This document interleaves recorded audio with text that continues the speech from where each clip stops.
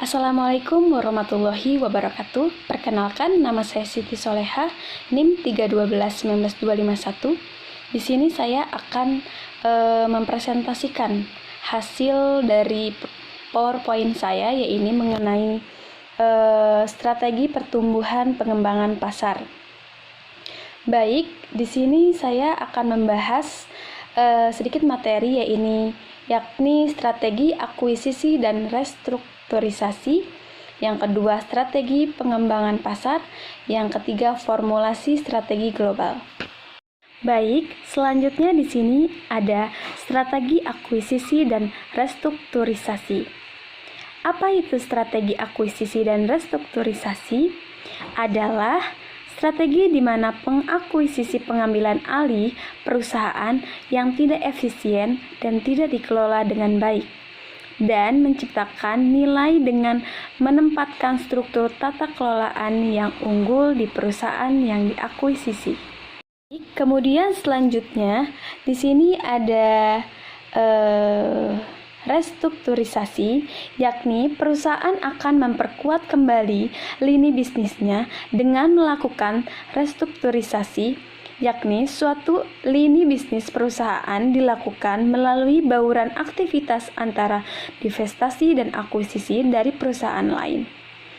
Kegiatan restrukturisasi yang dilakukan mencangkup divestasi beberapa bisnis dan mendapatkan bisnis yang lain, sehingga dengan demikian menjadikan lini bisnis perusahaan secara keseluruhan. Kemudian di sini saya akan menjelaskan strategi akuisisi. Di sini ada beberapa strategi akuisisi. Yang pertama, yakni untuk menciptakan pengoperasian yang lebih efisien dari perusahaan yang digabungkan. Kemudian yang kedua, untuk memperluas cakupan geografis perusahaan. Kemudian yang ketiga, untuk memperluas cakupan bisnis perusahaan ke dalam kategori produk baru. Yang keempat, untuk mendapatkan secara cepat akses ke teknologi baru dan peningkatan kapabilitas bersaing. Yang kelima, untuk mencoba melakukan investasi kepada suatu industri baru dan sekaligus mengarahkan pada konvergensi industri yang batasan-batasannya dikaburkan oleh perubahan teknologi dan terdapatnya peluang pasar baru. Baik, selanjutnya di sini juga ada strategi restrukturisasi, yakni ada beberapa strategi. Yakni yang pertama, terlalu banyak bisnis perusahaan yang berada dalam pertumbuhan yang lambat. Kondisi perusahaan yang berada dalam pertumbuhan yang lambat, yang menurun, margin yang rendah, atau pertumbuhan yang lambat, merupakan industri yang kurang menarik. Kemudian selanjutnya, terlalu banyak persaingan di pasar yang melemahkan bisnis perusahaan. Yang selanjutnya lagi, pangsa pasar perusahaan yang terus-menerus dari satu atau beberapa unit lini bisnis utama perusahaan. Kemudian selanjutnya, beban utang perusahaan yang terlalu berlebihan dengan biaya bunga yang memberikan.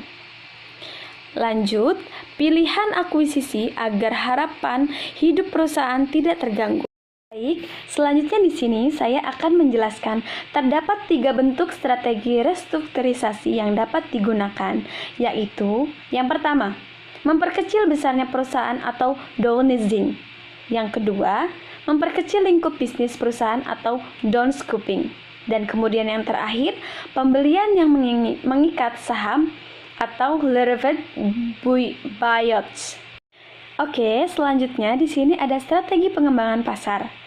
Strategi pengembangan pasar adalah suatu keputusan strategi dari suatu perusahaan atau korporasi.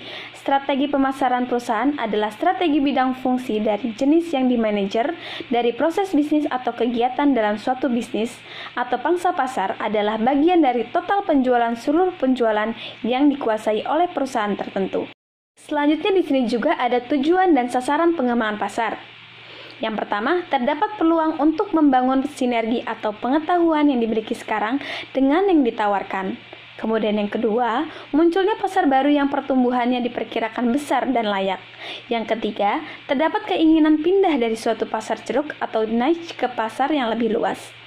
Tujuan dan sasaran dari upaya pengembangan pasar adalah mempertahankan, memperkuat, dan meningkatkan kedudukan perusahaan di pasar. Pemahaman tentang globalisasi. Selanjutnya di sini, globalisasi adalah proses melakukan bisnis di seluruh dunia, sehingga keputusan strategik harus dibuat atas dasar profitabilitas global perusahaan. Keuntungannya yakni yang pertama, perusahaan dapat memperoleh pelanggan baru untuk produknya.